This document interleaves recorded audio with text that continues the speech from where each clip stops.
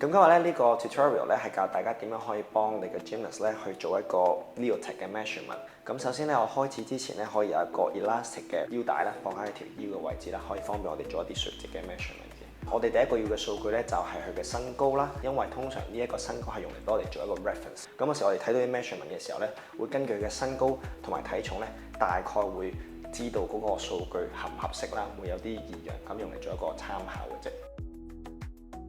我哋第一樣嘢 measure 咧就係佢嘅chest 啦。咁 chest 我哋圍住可以拎高少少隻手，咁咧我哋喺佢個手臂下邊咧圍一圈，咁你喺佢心口前邊咧，盡量咧我哋係希望咧唔好太 loose 嘅，咁你 feel 到佢係拉緊咗，但係又 comfortable 嘅。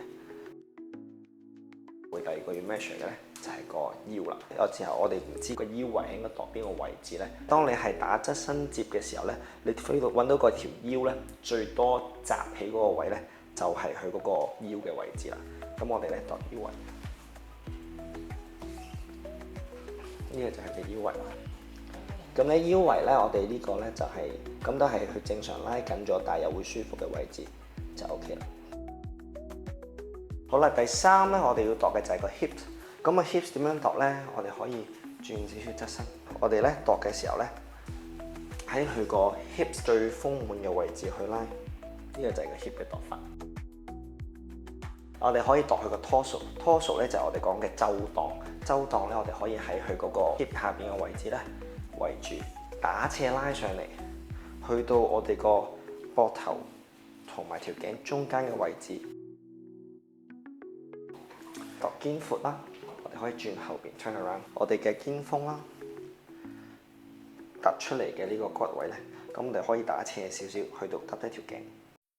咁去到大概係個 CT junction， 佢個胸椎同個頸椎交界突出嚟嗰個骨咧，咁樣呢個就係佢嘅肩闊嘅一半。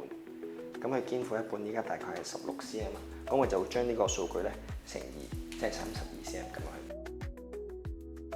跟住咧，我哋度完肩闊咧，我哋會度個 arm length 啦，佢個手袖長，我哋都係由個骨開始啦，突出嚟嘅位置肩峰，垂直拉落去，拉到去邊咧？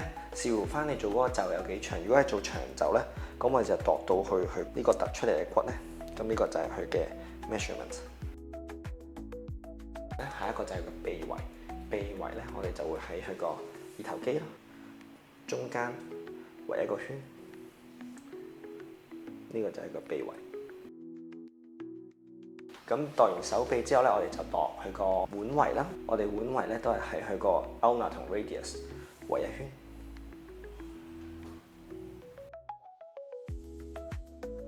好啦，然之後咧就有個大腿圍個 thighs。大腿圍個 thighs 咧，我哋就喺佢個大髀最豐滿嘅位置圍一圈。呢個就係個 thighs。